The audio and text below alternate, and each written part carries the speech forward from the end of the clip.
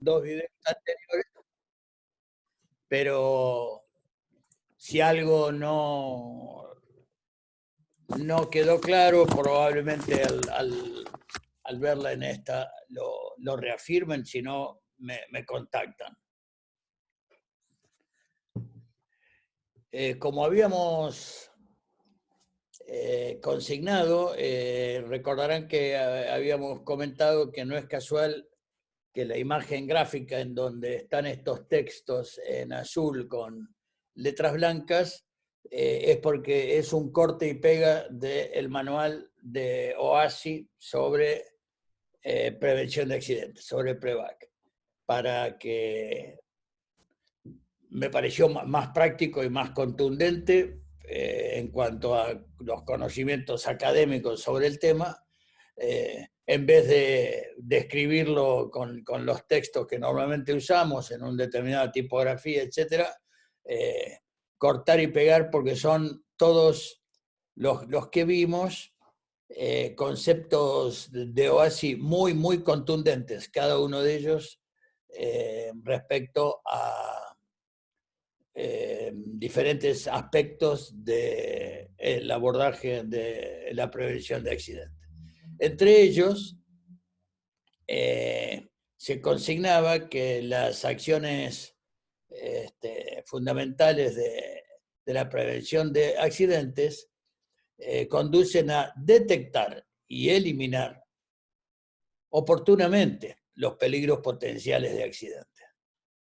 Entonces quiero concentrarme en los próximos minutos en la tremenda importancia de detectar y eliminar. No son arbitrarias y estas frases, estos conceptos. Cada palabra tiene un significado muy poderoso. La gestión de riesgo en el más sentido, en el más amplio sentido de la palabra, empieza por comprender adecuadamente el contexto operativo y posteriormente lo primero es identificar, detectar oportunamente aquello que represente una amenaza o un peligro que pueda constituirse en un riesgo, y recordarán que el riesgo es la consecuencia probable, la probable consecuencia de un peligro expresada en términos de severidad y probabilidad de que eso ocurra. Y ambos tomando o considerando la circunstancia más negativa, más adversa posible.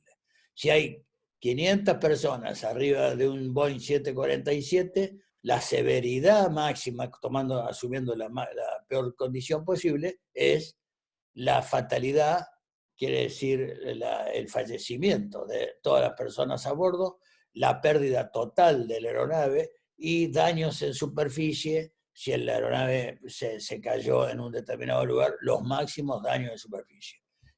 Y por eso en cuanto a la severidad. Y por el otro lado, desde el punto de vista de las probabilidades que eso ocurra, eso da como resultado un determinado nivel de riesgo, que uno tendría que eliminar, mitigar parte o lo que se pueda transferir. Transferir el riesgo significa, por ejemplo, en cuanto a los costos materiales, contratar un buen seguro. No lo voy a evitar, pero estoy transfiriendo el riesgo ese, el material, a una compañía de seguro. Por supuesto, asumiendo el costo que tengo que pagar periódicamente por eso. Por lo tanto, cuando hablamos de detectar o identificar oportunamente un peligro, para saber si lo puedo eliminar, mejor. Si lo puedo mitigar, posponer, cualquier parte, si se puedo transferir, tengo que primero tener la habilidad, el entrenamiento para detectar oportunamente esos peligros. Una de las herramientas más poderosas que hay es el modelo Shell, que también lo vimos en su momento en conciencia situacional, en muchas áreas de los factores humanos, por el acrónimo formado por la S de software, todo soporte lógico, todo el hardware, al contrario, todo soporte tangible, el environment, en el sentido del ambiente y el clima laboral, y el factor humano, ya sea el ser humano, el individuo, a cargo de una determinada tarea, como protagonista de un determinado rol, y la relación con los demás individuos, ya sea una relación simétrica entre pares o una relación complementaria, ese individuo siendo superior, supervisor de alguien o siendo supervisado por su líder. Por lo tanto, recordemos que el gran concepto del modelo Shell es que no solamente son muy poderosos cada uno de los módulos que tienen que estar totalmente consistentes, fuertes, suficientes para la tarea y el nivel de responsabilidades que se van a trabajar, las maquinarias en óptimo estado y como recursos los necesarios. Recordemos que entre los recursos palpables, tangibles, está el tiempo que se le asigna a las personas para efectivizar una determinada tarea, los recursos financieros, el dinero, es también parte del hardware. Y no solamente, como decía, tienen que ver todos y cada uno de los componentes que forman cada modulito de los componentes del modelo Shell, sino una extraordinaria amalgama, una unión, ajuste, armonía, empatía entre los módulos entre sí, cosa de que no haya esas grietas.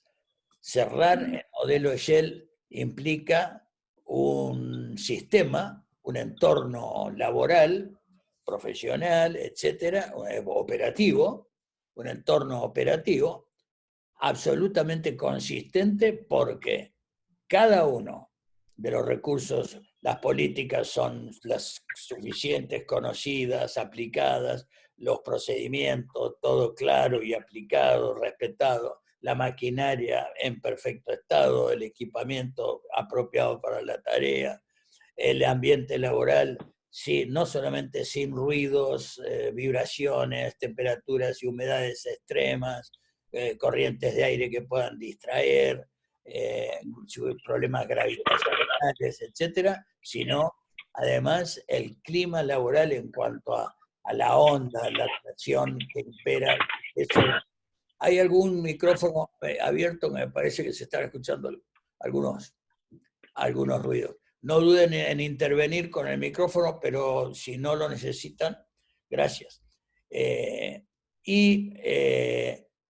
la persona tenga las capacidades, el conocimiento, la experiencia acumulada, el entrenamiento, la experiencia reciente, suficiente como para estar a cargo de una determinada tarea, pero que la relación interpersonal con el resto de los individuos sea la ideal. No digo que sean todos amigos, porque no se necesita y sería totalmente utópico, pero sí una relación mínimamente armónica entre las personas y efectiva para el trabajo.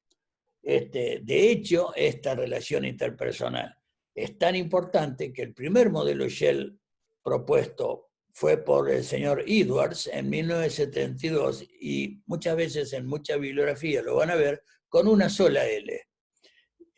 Quien agregó la otra L fue el señor Hawkins en el 75, justamente por considerar un modelo de una simpleza y aplicación genérica extraordinario,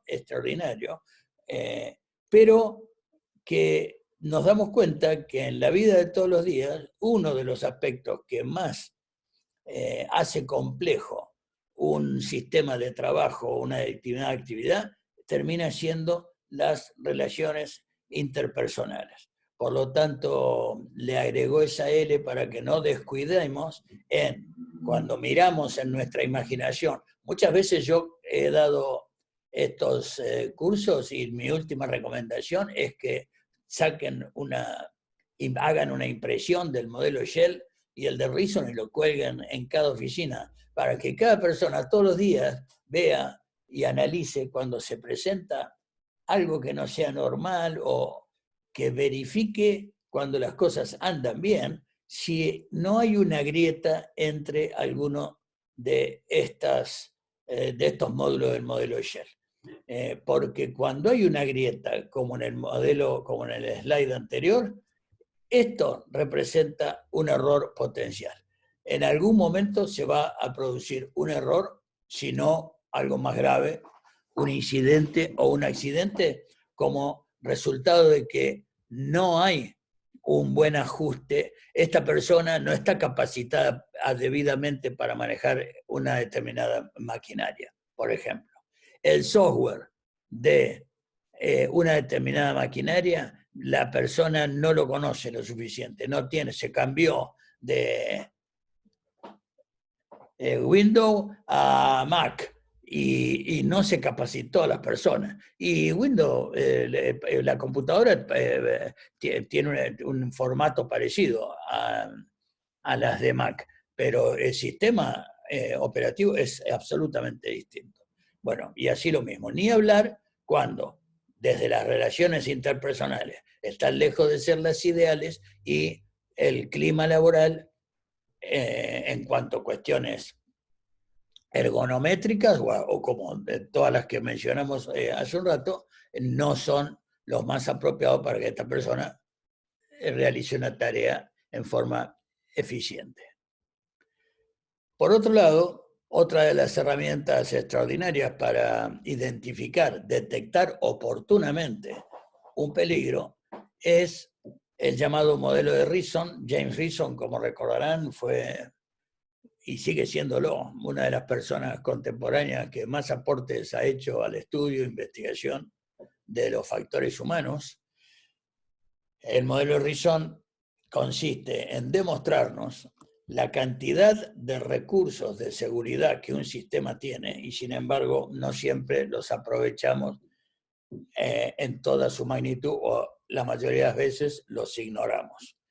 Y tiene la facultad de que, igual que el modelo Shell, puede ser utilizado para analizar por qué sucedió algo, o sea, después de un accidente como pasó en Cromañón o en todos los accidentes aeronáuticos después de los cuales podamos contar con algún dato de lo que sucedió. Entonces, usando el modelo Reason para analizar en qué partes hubo fallas y de qué tipo, sino que también es altamente efectivo para evitar incidentes y accidentes, para identificar en forma oportuna errores, fallas, problemas, peligros externos o internos y evitarlos o minimizarlos a tiempo si no se pudieron evitar.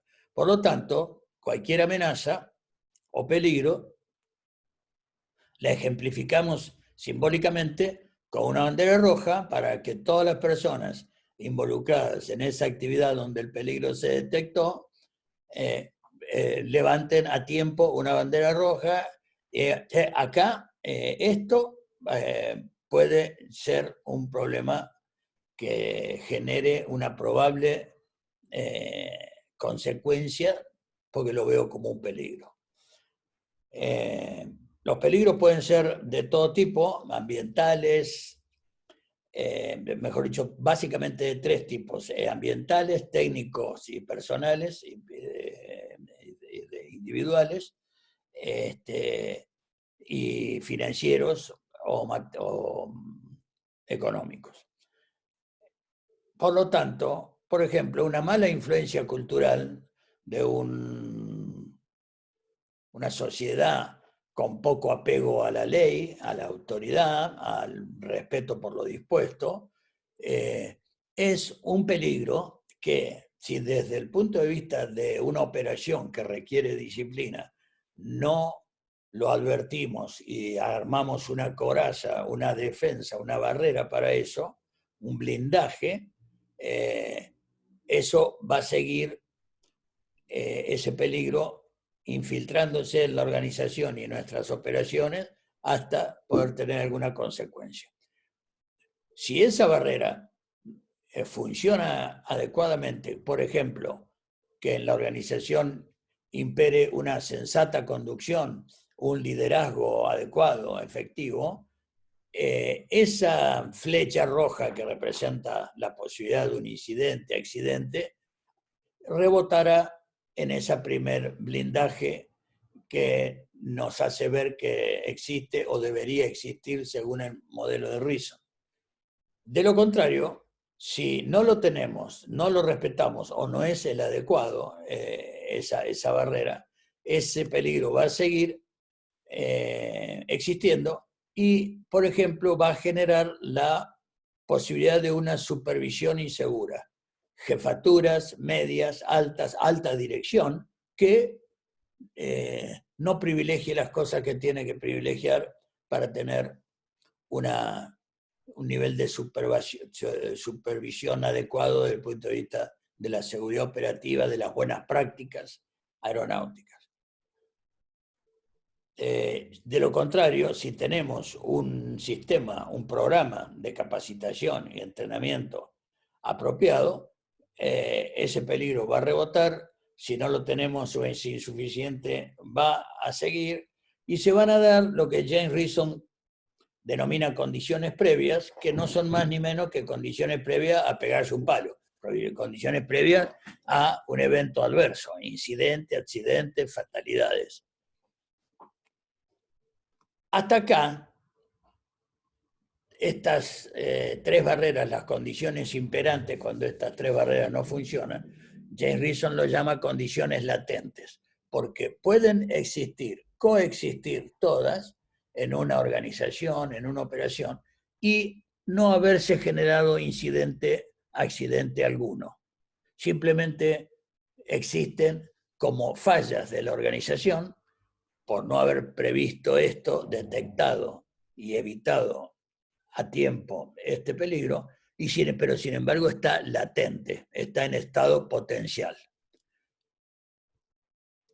De vuelta, si tenemos un sistema de gestión como los Standard Operating Procedures o procedimientos operativos normalizados, en donde independientemente de las regulaciones para aviación, cada compañía establece un manual de procedimientos de cómo se deben hacer las cosas, qué cosa está prohibida y qué cosa es obligatoria hacerla de tal manera, ya eso se minimiza de tal manera que vuelve a rebotar en un blindaje el peligro o amenaza latente.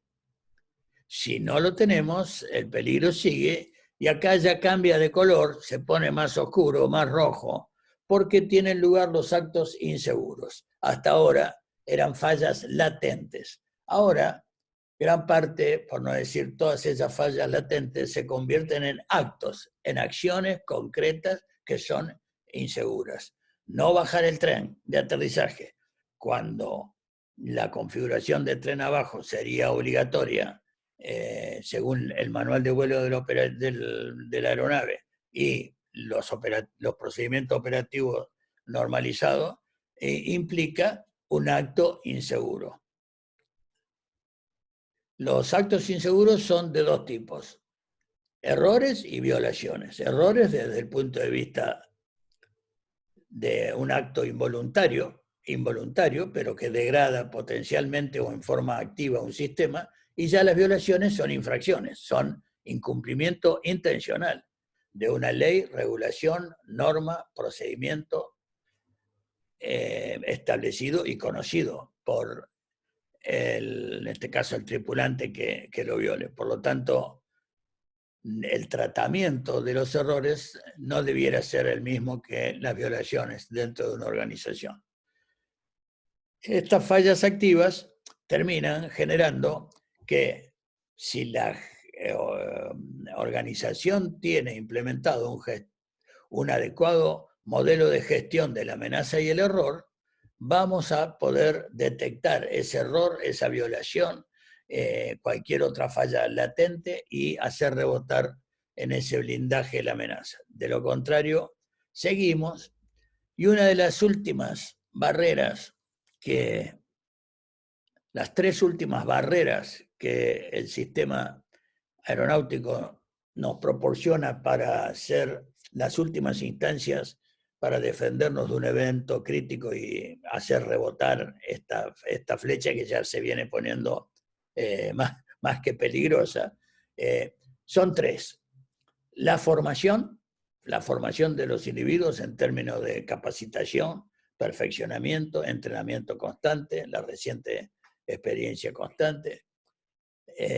Las regulaciones, cumplir las regulaciones, y la tecnología. La tecnología en términos de que si hasta acá llegamos y estamos por aterrizar y no bajamos el tren, los aviones tienen, igual que los autos, cuando nos bajamos con la luz encendida y otro tipo de alarmas, o el cajero automático cuando no sacamos la tarjeta después de operar, nos provee la tecnología un sistema de alarmas visibles, audibles, o una combinación de ambas, para decirnos que estás en una condición que todavía estás a tiempo de corregir, pero que de lo contrario termina en un evento negativo que hubiéramos preferido que no exista.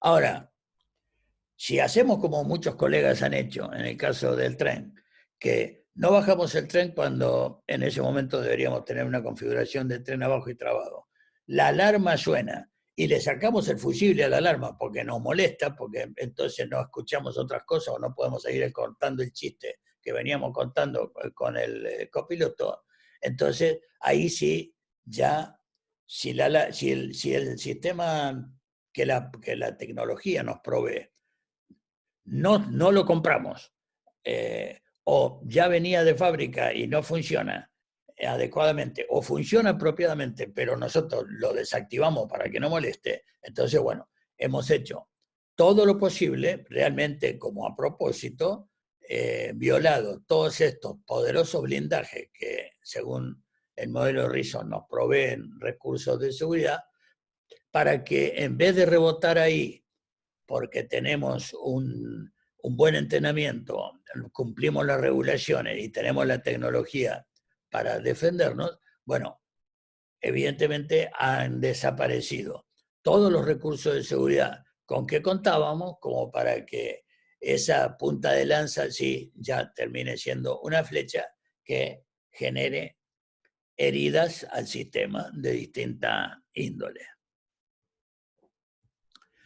Mucho de la capacitación, el entrenamiento de las personas para detectar oportunamente y evitar consecuencias adversas, lo da el concepto de conciencia situacional, que es una de las primeras cosas que en factores humanos ustedes estudian, que yo voy a resumir como comenzando por conciencia, antes de avanzar a conciencia situacional, como el conocimiento que el ser humano posee sobre sí mismo, su existencia y su relación con el mundo, la organización del campo perceptivo actual de la experiencia sensible integrada en esquemas de tiempo y espacio, temporoespacial.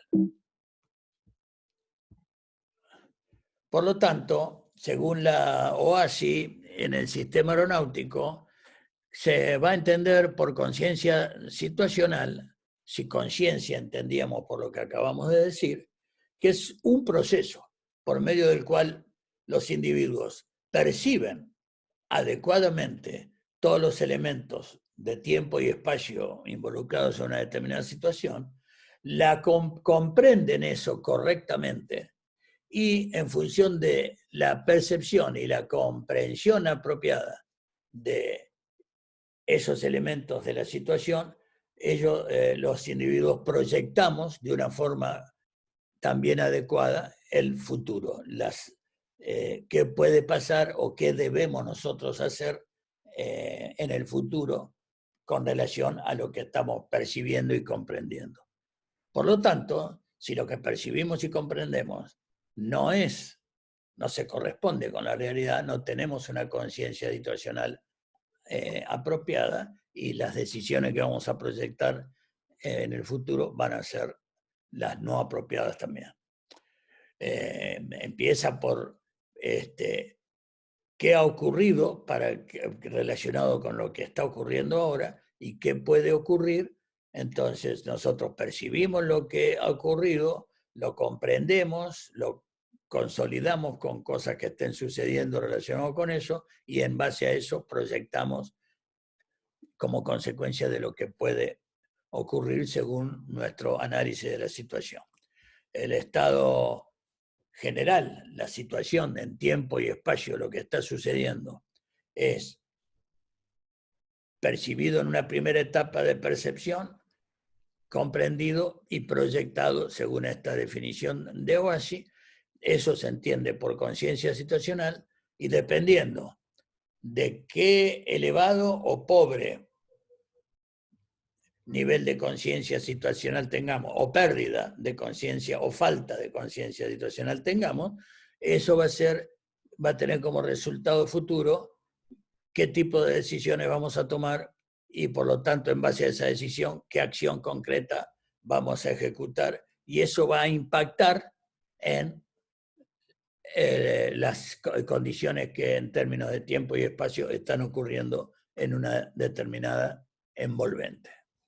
Por lo tanto, si lo que le hemos leído en términos de conciencia se puede asumir la etimología de la palabra desde el punto de vista de un diccionario bueno, la segunda definición que acabamos de ver de estas tres fases de percepción, comprensión y proyección es el concepto y el enfoque de la Oashi, en un lenguaje de todos los días nuestro, como consecuencia podemos interpretar que la conciencia situacional es lo que el individuo registra, interpreta de la realidad, que sea lo más cercano posible a lo que verdaderamente está ocurriendo. Y hay muchas veces que una enorme cantidad de factores nos hace percibir una realidad totalmente distinta a lo que realmente ocurre. Y que hasta nosotros, el mismo individuo, en distintas situaciones puede percibir una realidad diferente.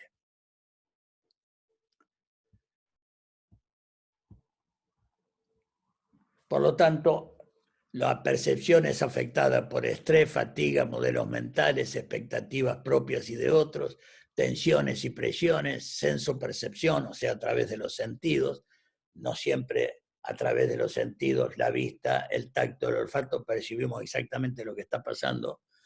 Eso se comprende en base a lo que se percibe, pero aparte la comprensión de eso que se percibe es influenciada por aspectos culturales, conocimientos previos, experiencia acumulada, nivel de entrenamiento, habilidades y destrezas propias que tenga cada persona y su capacidad de sintetizar información cuando se cuenta con poco tiempo cronológico para resolver las cosas. Y en base a eso se proyecta en términos de planificación, de toma de decisiones, de qué nivel de crítica y autocrítica voy a tener yo y mi equipo, qué características de liderazgo voy a exhibir, mis habilidades para comunicarme apropiadamente y la calidad de mis actitudes interpersonales. Es bastante complejo como para soslayarlo en el momento de ser necesario identificar, detectar peligros, amenazas que puedan complicar nuestra operación.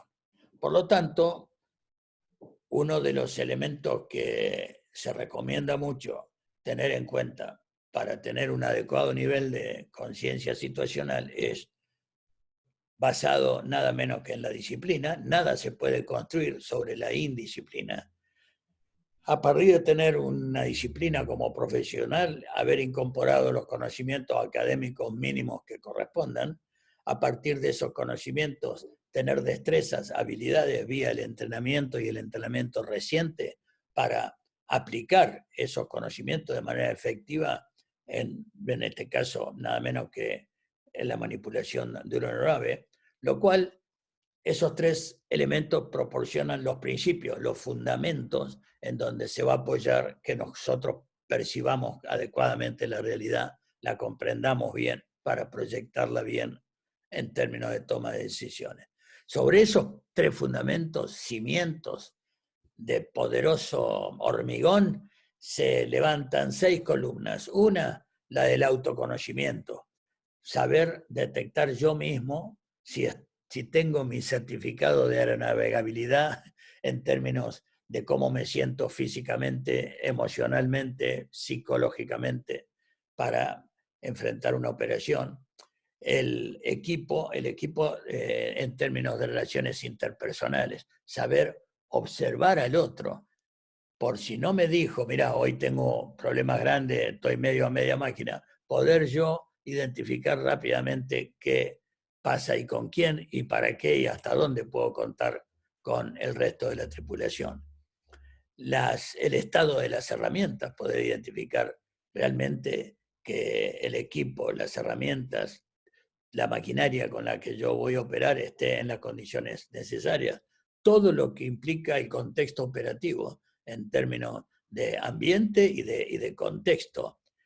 Esto de cuáles son las consecuencias probables de un peligro y determinar su severidad y la probabilidad de que existan como para evaluar el riesgo que tiene una determinada misión o parte de ella y las características propias de la misión. Lo hemos charlado en varias ocasiones con muchos de ustedes. No es ningún misterio, ni es mejor ni peor, pero de ninguna manera es lo mismo hacer un vuelo con la misma aeronave, con el mismo copiloto, un vuelo a Beijing que un vuelo a Santa Rosa. No lo digo peyorativamente. Es más, en determinados contextos puede ser realmente mucho más complejo hacer un vuelo a Santa Rosa con ese avión que a Beijing. Bueno, por lo tanto, dicho exageradamente, es la razón por la cual hay que observar muy bien las características de la misión. Estos pilares son de conocimiento y de formación que uno tiene que reforzar uno mismo y desde el punto de vista de la organización. Solamente ahí después se va a apoyar en lo que nosotros reforcemos de estos conceptos que vimos, de que forman parte de la etapa de percepción, comprensión y proyección de la conciencia situacional, para utilizar todos estos elementos poderosísimos vistos previamente para ahí apoyar y haber logrado un buen nivel de conciencia situacional. Solo después de eso voy a poder construir realmente el templo, terminar el templo de mis decisiones, que va a ser haber tenido, en base a todo lo anterior, un buen criterio y buen juicio para una apropiada toma de decisiones, eso transformarlas en acciones que van a producir resultados. Por lo tanto, como decía Aristóteles, somos lo que hacemos repetidamente. Si no hacemos esto en forma constante, incorporándolo a nuestros hábitos, lo vamos a tomar nada más que, yo estuve en una clase que me pasaron estos conocimientos, pero si yo no cambio mi conducta, no me transformo, no lo voy a poder aplicar en forma constante. Por lo tanto, la excelencia entonces no es un acto, sino un hábito cuando hacemos de algo que está incorporado en nuestra conducta. Según la Gestalt, que es una rama de la psicología, hay enorme cantidad de cuestiones que condicionan nuestra percepción de la realidad a nivel psicológico y de los sentidos, sensorial. Entre otras cosas porque se consigna que la percepción humana es mucho más que la suma de las partes de datos recibidos por los sentidos, porque a partir de que se percibe por los sentidos, el cerebro hace una reestructuración sensocognitiva a través de la inteligencia, el conocimiento y los sentidos. Esta forma o configuración sigue patrones, principios o leyes establecidos por la corriente psicológica llamada Gestalt. Esto hace que, por ejemplo, muchos de nosotros vamos a ver bailar, esta bailarina va a girar, rotar sobre uno de sus pies y alguno de nosotros la va a ver girar sobre el pie izquierdo y otros sobre el pie derecho, por lo tanto girando en sentido contrario. y algunos de nosotros la va a poder ver girando en ambos sentidos. Ustedes me dirán rápidamente cómo la ven. Los dos. Fernando vio los dos. O sea, ya saqué patente de no mentiroso. Girando a la derecha. Solamente, ¿no la puedes ver a la izquierda?